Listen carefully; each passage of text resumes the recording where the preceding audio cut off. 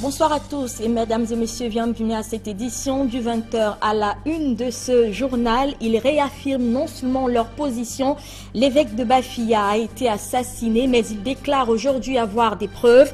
Eux, ce sont les évêques du Cameroun qui ont saisi l'occasion de l'assemblée plénière des conférences épiscopales de l'Afrique centrale pour dénoncer une fois encore le décès suspect de Monseigneur Jean-Marie Benoît Bala. Pour l'archevêque métropolitain Samuel Cléda, l'Église catholique est à mesure d'apporter des preuves de ce qu'elle déclare.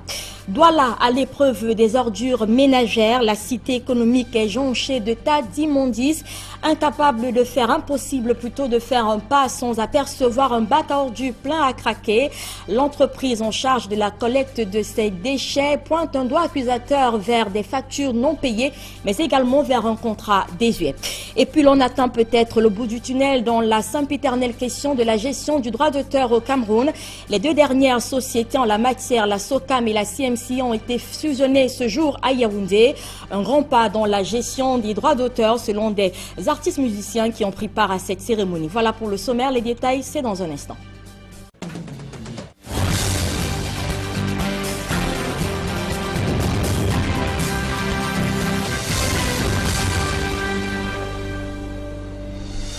Une fois encore, mesdames et messieurs, bonsoir et bienvenue à cette édition du journal. Nous le disions tout à l'heure, après avoir réaffirmé leur position samedi dernier au sujet des circonstances troubles du décès suspect de Monseigneur Jean-Marie Benoît Bala, les évêques du Cameroun avouent aujourd'hui et affirment qu'ils ont des preuves de ce qu'ils déclarent. Ils le disent donc pouvoir prouver que l'évêque de Bafia a été assassiné. Des informations donc qui sont sorties à la réunion de l'Assemblée plénière des évêques de la conférence épiscopale de l'Afrique centrale qui s'est ouverte ce lundi à Yaoundé. Occasion pour Monseigneur Cléda de revenir sur ce décès qui secoue l'Église catholique depuis plusieurs semaines. Des précisions avec Marcelin Gansop et Emmanuel Diop. Ce n'est pas exagéré que de dire que le fantôme de Monseigneur Bala a hanté l'ouverture de la 11e assemblée plénière des conférences épiscopales d'Afrique centrale. Et c'est le président de cette instance, par ailleurs archevêque de Douala, qui évoque la disparition de Jean-Marie Benoît Bala, alors évêque de Bafia. Mort dans des circonstances non élucidées, et il n'est pas encore inhumé. C'est le deuxième évêque assassiné au Cameroun, après des prêtres et religieux. Face à la presse, Monseigneur Samuel Cléda persiste et signe. Monseigneur Jean-Marie Benoît Bala a été assassiné. Il dit d'ailleurs détenir des preuves, mais que le lieu et le moment ne sont pas indiqués pour les mettre sur la place publique. Ce n'est pas le moment de mettre ça sur le marché public. Nous avons nos éléments. Si nous affirmons quelque chose, les évêques, nous sommes des responsables. Ce que nous disons, c'est la vérité que nous disons. Et nous sommes convaincus de cela. Et nous voulons que la vérité soit établie pour qu'il n'y ait plus d'autres crimes. Les autres évêques présents à Yaoundé portent également le deuil de leurs collègues, convaincus qu'il a été assassiné et souhaitent que toute la lumière soit faite au nom de la vérité. Le procureur parle de probable noyade. Et si c'est une noyade, quel genre de noyade? On peut se noyer soi-même, on peut être noyé par quelqu'un d'autre. Nous avons la conviction que ce pasteur n'est pas mort noyé, en tout cas qu'il ne s'est pas suicidé, il a été tué. J'étais son voisin le plus proche. Nous ne pouvons ne pas être marqués par son décès, qui nous attriste. Mais nous prions pour que le Seigneur lui donne la paix et que toute la lumière soit faite par rapport aux circonstances de son décès, qu'on puisse voir si la justice peut arriver à découvrir les auteurs et le mobile. Je sais que la main de Dieu est puissante. La puissance de Dieu est au-delà de tout. Le légat du pape s'est montré lui aussi préoccupé, bien que ne disposant pas plus d'éléments que le clergé camerounais. Nous sommes vraiment très désolés. C'est un événement triste qui nous laisse dans la détresse et que nous espérons que ce qui s'est passé puisse devenir un exemple de la nécessité de ce que nous voulons construire, c'est-à-dire un monde meilleur. Des réactions qui font suite au communiqué publié le 4 juillet dernier par le procureur général près la cour d'appel du centre. Jean-Fils Tamac mettait alors en avant la noyade comme étant la cause la plus probable du décès de l'évêque de Bafia. Et notons que la rencontre ouverte ce jour à Yaoundé qui réunit les conférences épiscopales d'Afrique centrale table sur la promotion de la paix par l'écuménisme et le dialogue interreligieux. Un sujet plus que d'actualité dans une sous-région où les populations subissent très souvent plusieurs exactions, parfois au nom de la religion. Une fois encore, retour Marcel Ngansop. Dans plusieurs pays de la sous-région, des crépitements d'armes à feu et autres actes de violence endeuillent de nombreuses familles. Au nom de la religion, des gens tuent et pillent, laissant derrière eux le spectacle désolant d'un peuple ou d'une communauté meurtrie. Je me tourne personnellement vers vous, mes frères de la Centrafrique. Tous vos frères et vous-même vivez depuis quelques années une crise sociale politique grave qui chaque jour fait de nouvelles victimes. Les différents groupes en conflit ne sont animés que d'un esprit de haine et de vengeance. À vous aussi, Monseigneur Louis Porcelain Bouyou, évêque de Kingala, au Congo, dont vos collaborateurs et nombreux de vos fidèles se retrouvent dans les forêts. C'est conscient de cette montée du radicalisme religieux, des violences qu'il engendre, que les conférences épiscopales d'Afrique centrale ont décidé de se pencher sur le sujet. Les victimes de cette barbarie, nourries par l'égoïsme et l'ambition démesurée des hommes, se comptent par centaines de milliers à travers le monde et dans notre région d'Afrique centrale. Tout est fermé au dialogue. Il n'y a que les couteaux, les machettes, les flèches et les fusils qui parlent. Un vrai changement de mentalité et d'attitude s'impose ainsi à tout croyant. Il faut arriver à une vraie attitude de conversion. À Yaoundé, il sera question pendant une semaine de voir comment l'œcuménisme et le dialogue interreligieux peuvent apaiser les tensions et cultiver l'amour du prochain. Le message de cette conférence, c'est un message de paix qui doit passer pour construire la paix à travers l'œcuménisme et le dialogue interreligieux, qui veut dire la nécessité aujourd'hui que les uns et les autres, dans nos diversités, puissions construire un monde de paix dans l'unité, dans la fraternité et dans le respect de l'autre. Pas un contre l'autre, mais un à côté de l'autre pour marcher ensemble dans la construction de notre société, dans la promotion du bien commun, par la promotion de la dignité humaine. Une 80aine de participants, dont des cardinaux, archevêques et évêques, prennent part aux assises de Yaoundé qui ont été ouvertes au nom du chef de l'État par le ministre René Emmanuel Sadi. Et toujours à ce sujet, notons que la situation reste préoccupante en République centrafricaine, malgré les initiatives de paix entreprises à divers niveaux par les autorités et même la conférence épiscopale de ce pays. Le point est fait par le cardinal Dieudonné Zapalenga, archevêque de Bangui. Il est au micro de Marcel Ngansop. Je vous propose de l'écouter. La situation à Bangui, un calme précaire qui règne. Ça veut dire qu'on peut arriver, on peut circuler et tout, mais on sent qu'au fond des gens, il y a encore ce sentiment de haine, de vengeance, l'appel aussi à réagir devant les événements qui restent latents. Donc on est comme assis sur des braises. Par contre, à l'intérieur du pays, la situation est plus préoccupante dans le sens que des hommes qui sont en armes prennent en otage toutes les provinces, pour ne pas dire les régions entières. Ceux qui sont en armes, c'est eux qui rackettent, c'est eux qui volent, qui pillent, qui incendient, qui détruisent des villages entiers. Et nous pensons que ça, c'est des situations préoccupantes où les pauvres populations sont victimes maintenant des seigneurs de guerre. Ce qui justifie, c'est qu'actuellement, il y a un chaos dans notre pays.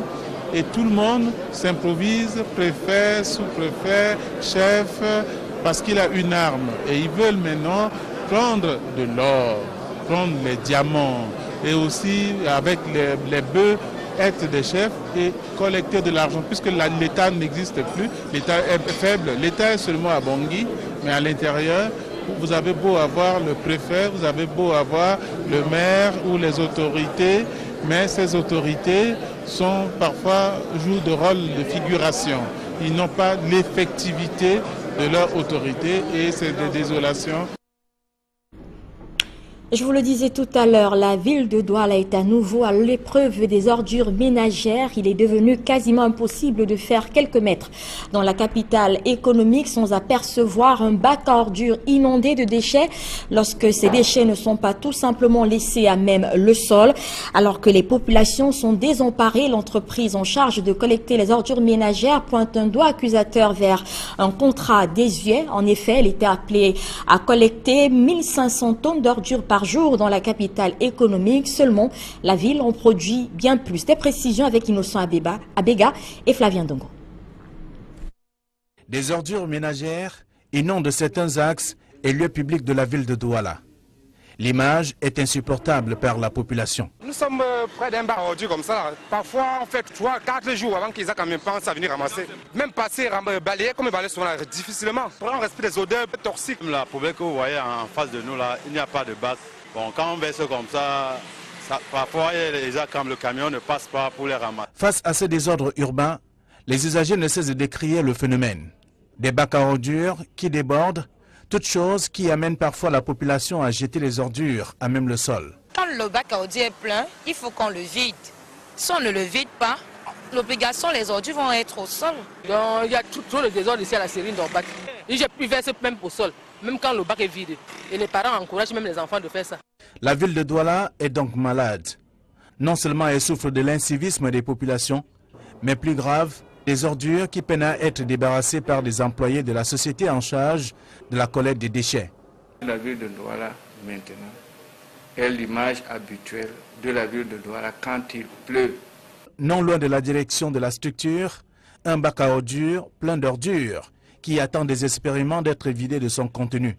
Pour la cellule de communication, les raisons de l'insalubrité qui teintent la ville de Douala sont liées aux difficultés conjoncturelles que traverse l'entreprise. Sur le plan économique, Isaka a souffert justement parce qu'il y a eu des retards dans le paiement de la prestation, ce qui a perturbé l'approvisionnement en pièces détachées en carburant. Donc même en temps normal, le contrat ne couvre pas toute la production de la ville de Douala parce que ramasser les ordures, les traiter, coûte aussi cher. Au-delà de la question du carburant, le tonnage des ordures, évalué à 1500 par jour, à enlever dans la ville de Douala, reste plus élevé face aux véhicules en petit nombre, mais aussi très amortis.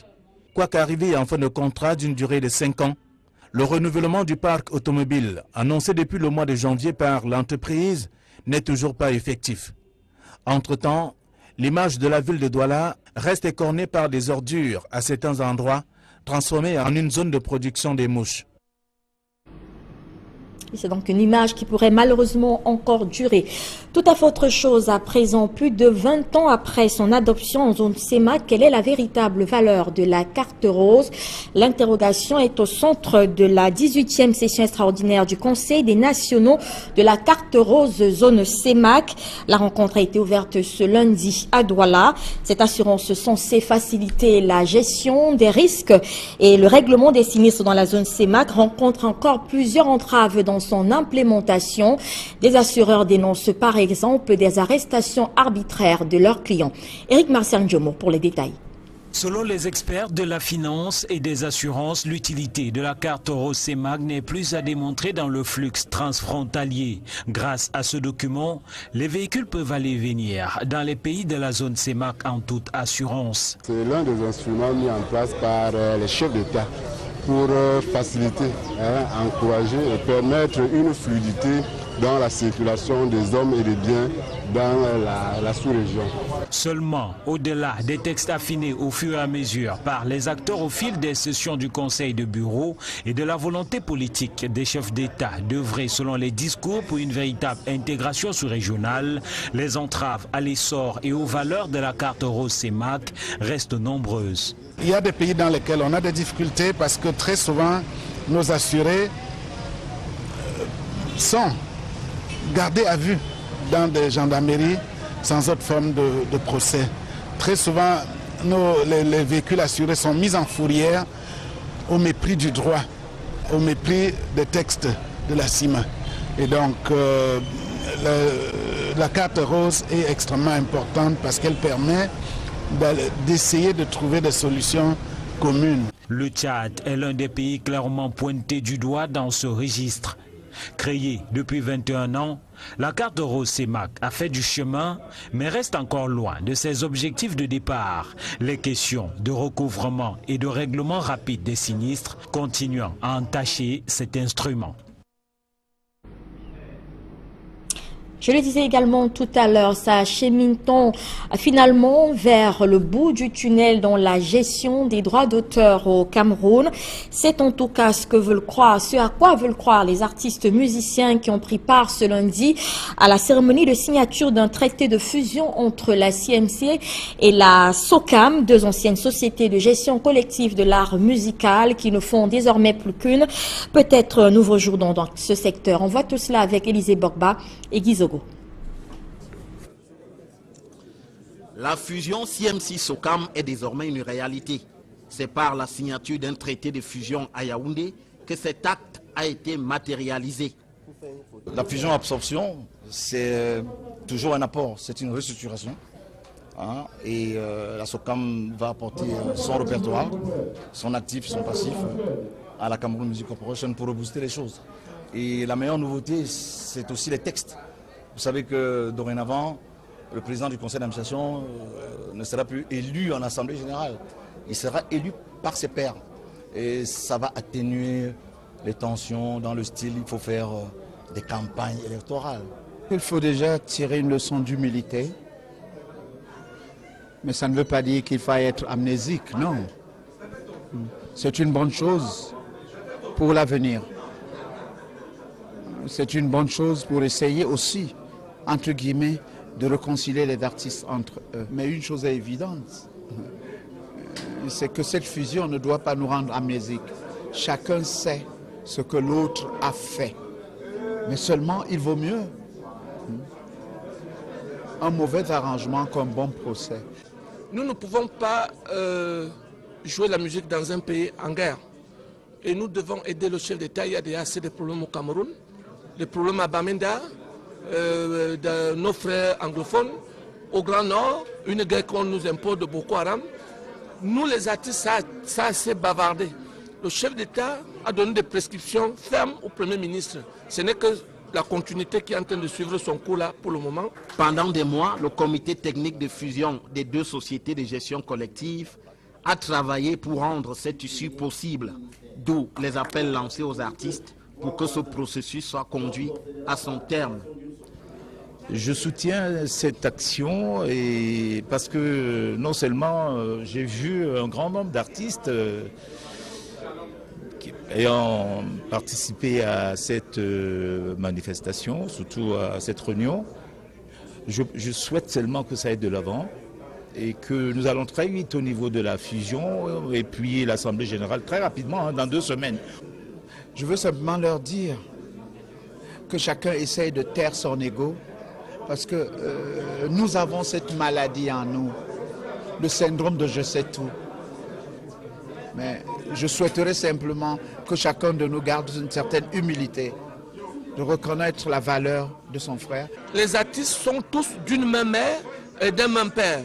Laissons les divergents qui n'ont pas de sens, tel les Bamileke, tel les Bétis, tel les Nordistes, tel les Sissi. Les Camerounais, nous sommes un et indivisibles. Par 2 correspondances datées du 24 et du 31 mai 2017, le secrétaire général des services du Premier ministère et le ministre des Arts et de la Culture ont définitivement confirmé l'option du gouvernement pour la fusion CMC-SOCAM et l'absorption de cette dernière par la CMC. Une assemblée générale de la CMC est prévue dans les prochains jours pour entériner cette fusion. Notons là, enseignement supérieur à l'université de Maroua, à l'extrême nord du pays, reçoit son nouveau recteur. Idriss Alioune a été installé dans ses nouvelles fonctions il y a quelques jours. Le nouveau patron de cette institution universitaire aura comme principale mission de relever le défi infrastructurel de l'université de Maroua qui souffre d'un déficit de logistique. Il faudra également, pour ce nouveau recteur-là, veiller à l'arrimage à l'économie numérique, entre autres, des recommandations qui ont été formulées par le ministre de l'enseignement supérieur, Jacques Famundongo, qui a présidé cette cérémonie. Restons dans la région de l'extrême nord. La ville de Kousseri vient d'abriter le premier forum départemental consacré à la lutte contre la maladie à virus Ebola. Vous vous en souvenez, cette maladie avait sévi dans plusieurs pays africains il y a quelques mois. Le forum a donc également fait la part belle à la lutte contre la poliomyélite. Cette maladie-là touche encore plusieurs enfants dans cette partie du Cameroun. Des précisions avec Amadou Daïrou et Mirabel Mazou. Éradiquer la poliomyélite, mener une lutte acharnée contre la pratique des mariages précoces et surtout prévenir la maladie à virus Ebola, voilà les grands chantiers que l'UNICEF envisage mener dans le département du Logone et Chari. Le tout premier forum départemental qui s'est tenu à Kousseri a pour prétexte la crise humanitaire et le déplacement des populations en quête de tranquillité face à la situation trouble qui prévaut dans cette partie du pays avec les exactions de Boko Haram. Nous avons choisi le département du Logone et Chari parce que c'est un département qui fait face à plusieurs problématiques difficiles, frontaliers avec des pays et donc la polio. Ici, nous avons la problématique des personnes déplacées, nous avons la problématique aussi de la pauvreté, d'un certain nombre d'indicateurs qui ne sont pas très bons. Les exactions de Boko Haram sont également la cause des mariages précoces car beaucoup de jeunes filles en quête d'un refuge acceptent la première main tendue et finissent par en devenir des épouses. Le préfet du département du Logone et Chari qui a présidé cette cérémonie a convié toutes les autorités civiles, politiques et religieuses à se mettre en synergie pour barrer la route à ce phénomène. Avant 18 ans, la plupart de nos enfants sont déjà mariés, sans avoir une certaine maturité. Nous croyons que c'est dommage et il s'agit pour nous, dans ce département, de nous ressaisir, que les communautés, que les leaders d'opinion, les chefs religieux, les imams, les prêtres, les pasteurs, que tous se mobilisent pour que plus jamais ça. Les 2 jours du forum ont permis à l'État du Cameroun, en partenariat avec l'UNICEF, de mettre sur pied une plateforme pour plaidoyer fort et efficace en faveur de la santé et de la protection de l'enfant. Présidentielle 2018, l'on se déploie déjà dans certains partis politiques. L'un des candidats déclarés pour cette élection était sur le terrain ce week-end. Paul-Éric Kingé, à la tête du nouveau parti, le mouvement patriotique pour un Cameroun nouveau, s'est rendu à Djombe-Penja. Il a fait face à une population enthousiaste, mais avec un chapelet de revendications et d'attentes. Des précisions avec Gladys Sidje. Paul-Éric Kingé, accueilli en héros à Djombe-Penja lors de la tournée de présentation du MPCN lancée au mois de juin à Douala. Pour l'escale de Djombe-Penja, il a procédé à l'installation du bureau des sections et sous-sections de ces localités. Les populations ici voient en lui celui par qui le changement va arriver. Leurs attentes sont nombreuses. Je ne pense pas qu'on pourra encore marcher sur la poussière. On pourra vivre encore le désordre, vivre le changement des ouvriers qui souffrent, des enfants qui ont été à l'école, qui ont des diplômes, qui ne peuvent pas travailler. Je pense qu'avec celui-ci, Paul-Éric Kingé qui est là, que le Seigneur pourra le bénir, à aider nos enfants et surtout nous dans la localité. Nous pensons qu'il va venir nous arranger les choses à Djombe-Penja. Parce que réellement, si vous voyez, la commune de Djombe-Penja, c'est la commune le plus riche dans le Congo. Mais jusqu'ici, Djombe-Penja mange encore dans la poussière. Paul-Éric Kingé a invité les uns et les autres à s'inscrire massivement sur les listes électorales afin de gagner leur pari l'année prochaine. Le Cameroun est très très mal géré, mais tout n'est pas perdu. Il y a une génération de jeunes qui va se lever comme un seul homme pour dire non à cette cacophonie dans laquelle notre pays, de gestion dans laquelle notre pays est plongé depuis pratiquement une trentaine d'années. Il y a de l'espoir. Il est temps que nous travaillions pour que ça change, que mes populations ne perdent pas espoir. Très bientôt, les élections donneront l'occasion de revenir aux affaires au niveau non plus local, mais au niveau national. L'ancien maire de Djombe Penja est candidat à l'élection présidentielle de 2018. L'annonce a été officiellement faite le 4 juin 2017 à Douala, lors de l'Assemblée générale de son nouveau parti, le Mouvement patriotique pour un Cameroun nouveau.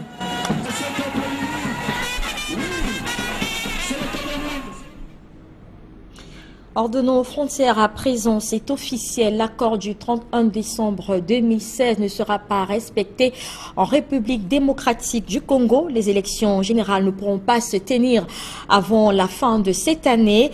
Comme le stipulait d'ailleurs ce texte, la Commission électorale nationale a indiqué que la tenue des élections législatives, présidentielles et locales avant la fin de l'année n'est pas du tout possible. Le point avec Donald Agnozoa.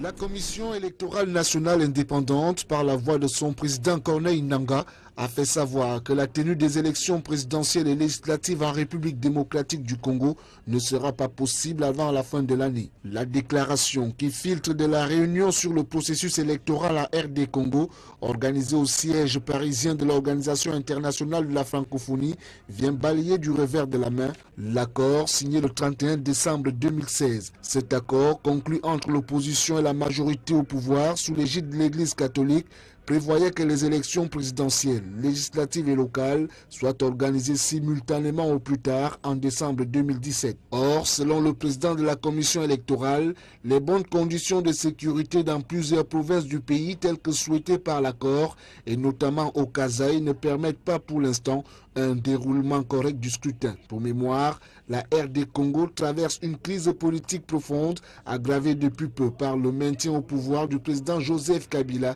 dont le mandat a expiré le 20 décembre 2016. Et avant de refermer ce journal, ces résultats de la 21e journée Elite One de football, donc qui s'est disputée hier dimanche sur l'ensemble du territoire. Canon et APGS ont fait jeu égal, 0 but partout. UMS et Bamboutos, 0 but partout également.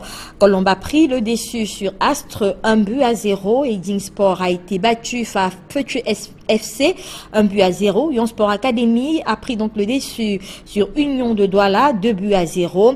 Match nul entre Aigle et Racine, 1 but partout. New Star et Stade Renard se sont donc quittés sur le score nul et vierge de 0 but partout. Unisport a battu Lyon Blessé sur le score de 2 buts à 0. Et c'est la fin de cette édition du journal. Merci de l'avoir suivi. Les programmes se poursuivent sur Equinox Télévision.